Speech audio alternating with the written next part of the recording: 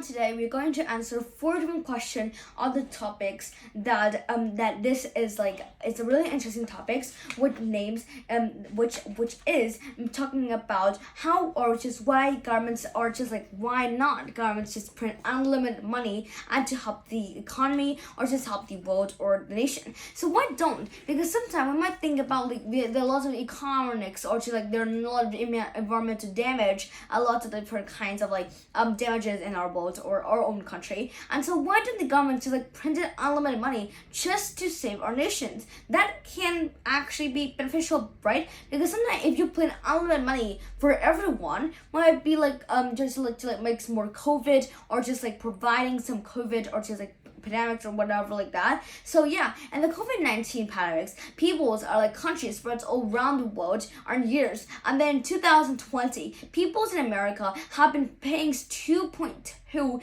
trillion just to saving this. Why did the government print unlimited money to save the economy instead of just using people's own money? So well in the world, many nations have printed money like every countries have money, have like a machines that obviously printed money. Why don't the governments told it this kind of this people to print out money to save? So this is a really interesting topic. So we're going to jump into the 4 different kind of questions we just gave today.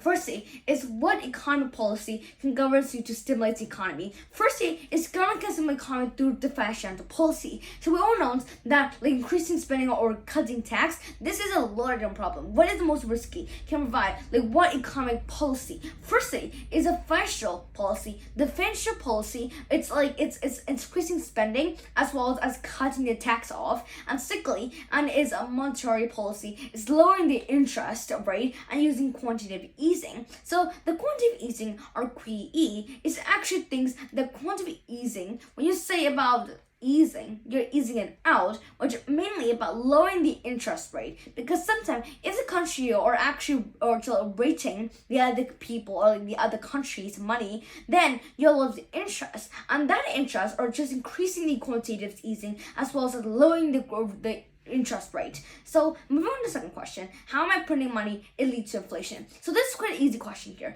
Is that how am I printing more money? So yeah, but think about printing money. It's so easy. Just printing out money. Mainly, just print out money, whatever you want. Because people actually think that printing unlimited money is actually beneficial. Because when we are paying for unlimited money, it's actually beneficial anyway. But what or how printing money actually leads to inflation with a big problem. First is that printing more money causes inflation because it increases the money supply without increasing the goods and services. So maybe it's not increasing the goods or services. It's not increasing it. It's not increasing the goods or like buying more goods or just like buying more like services or whatever, so price rises. It's only increasing money supply without increasing the goods, but also as well as also increasing the services. So the prices rise throughout the year. And moving on to the third question is what might be the lasting implication of quantitative easing? The lasting implication of quantitative easing is hard nations debt. So what it means for hard native debts, which is when you are getting more quantitative easing, the lasting implication here is it's hard on national debts, potentially upside bubble and long-term inflation risk, even though it can be stabilized economic short term. So the thing here is that what might be the lasting implication? The lasting implication that we are talking about today is that it's have a higher nation debt. So when we think about debt, or we might be talking about debt and also potential asset bubble. So there are a lot of different kind of potential and also as well as risky terms. It's like the long-term inflation risk, even though it can stabilize the economy in a short term, but it does not affect anything from the long term.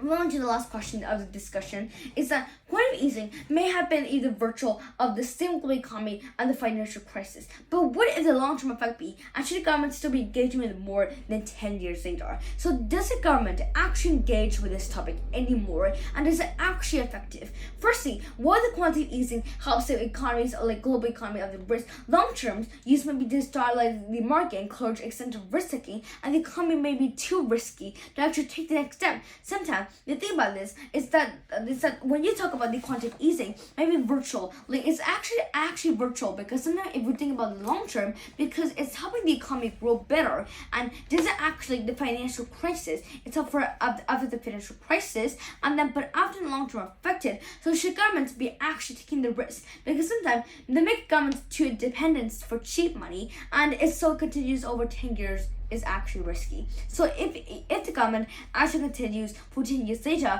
it's actually making a more risky decision. Because when we get risky decision, we're suddenly the risk taking coming to abundance and cheap money, which is much risky than we thought that would happen today. So that's why this is all for caution, talking about why not just the government print unlimited money just for helping the crisis, helping for the economics and damaging the world, like environmental damage, some like environmental actually or discouragements. So why is not answer this question? You can actually know. So this is the end of my answer question. Thank you for listening and goodbye.